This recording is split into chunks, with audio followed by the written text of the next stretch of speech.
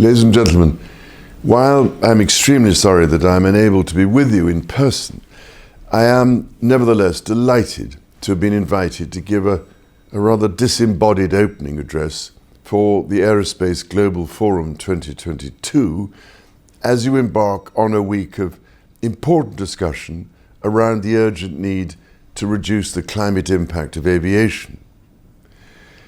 Global warming, climate change, and the devastating loss of biodiversity are the greatest threats that humanity has ever faced, and largely of our own creation.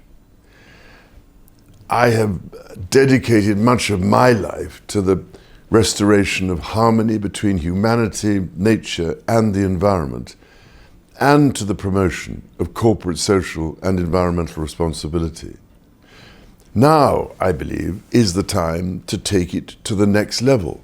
In fact, we should have done this long ago, as we are now fast running out of time to rescue this planet from man-made emissions and all the complications and multiplying threats we are now facing.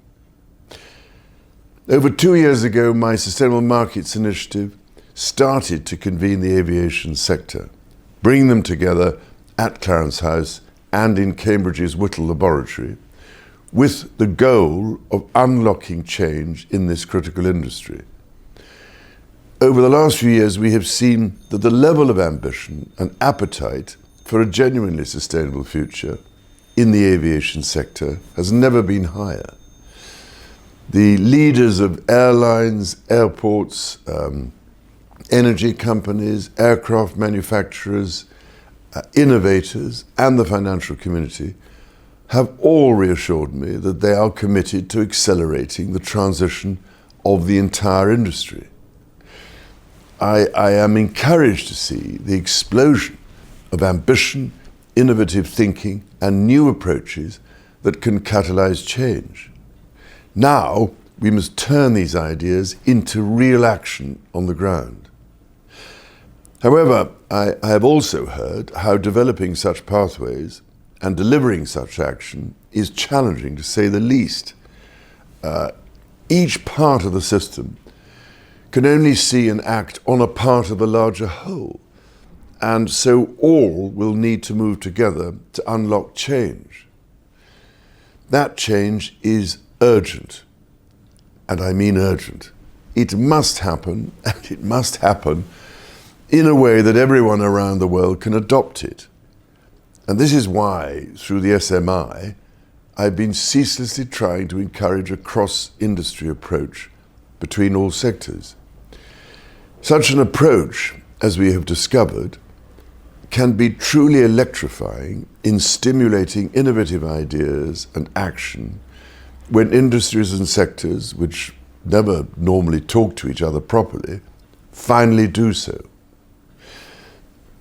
It is also why discussions over the next few days at this year's Aerospace Global Forum will be absolutely critical. This is a moment where aerospace, defense, and wider industry, including startups, universities, and technology companies from around the world, which are leading the way and pioneering new technologies and innovations, will all come together and can all help understand how they might contribute to building a new future for the sector.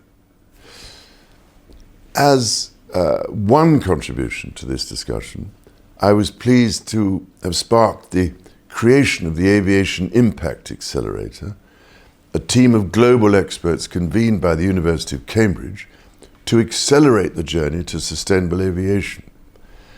This group works through a whole system approach, developing evidence-based tools that allow industry players, policymakers, and the public to map, understand, and embark on pathways towards sustainable flight.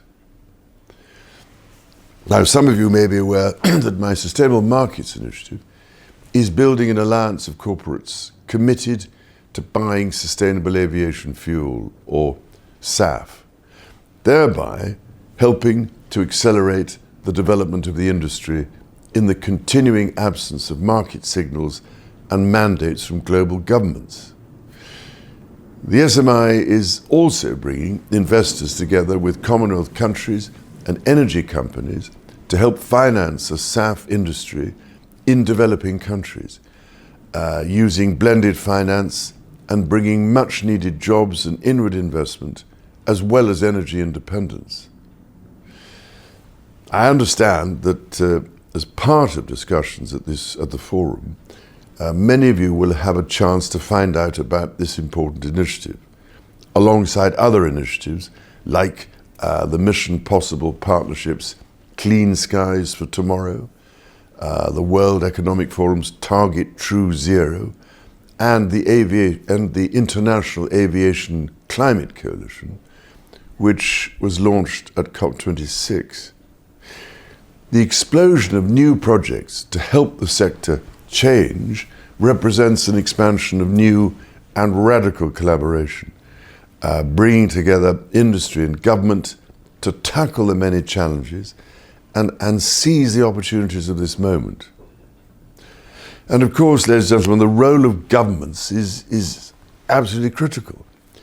This event comes in the same week that states from around the world are holding a high-level meeting at ICAO's headquarters in Montreal, discussing the right long-term carbon goal for aviation. Your whole industry has committed to net zero by 2050, a huge signal from your sector. We now need the world's governments to back that ambition and to take swift action to help scale up SAF through mandates and the right price incentives in order to unlock the huge amount of investment needed to develop the volume of SAF required.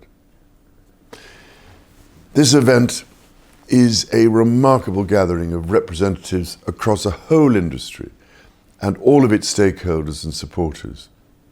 Collectively, you all have an opportunity to transform your industry for the better.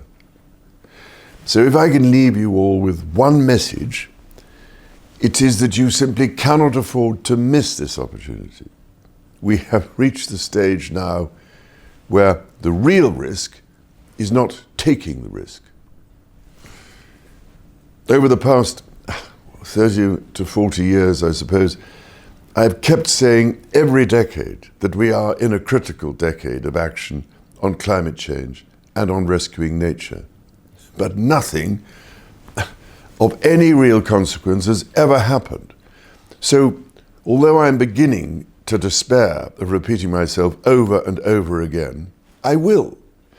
This time, we must push forward far faster than ever in order to protect the planet we all share for future generations. We know as well that change at scale will take time to bring about. Failure to act now, to seize this moment, to be bold and brave in the face of a future that needs to be built, will mean consigning our children, our grandchildren, and the whole of humanity and the natural world to unutterable catastrophe. So please think about this.